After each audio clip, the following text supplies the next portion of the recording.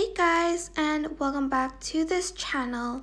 In this video, I'm going to be showing you guys, how you can change the cover photo of your playlist on Spotify. To do that, I'm just going to select a playlist. So I'm just going to go to my library.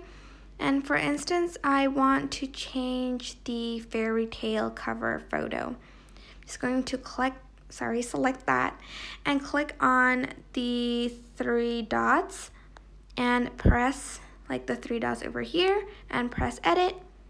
And here you can press change image and press choose from library to find a picture you want. For instance, you want to choose this one, so select it, press choose, and then press save. And that is basically it. I hope this tutorial was helpful for you guys. Don't forget to like, comment, share, and also subscribe to this channel if you haven't done that. If you have any questions, just leave it in the comment section down below and I will try my best to answer them all. Thank you so much for watching. Bye!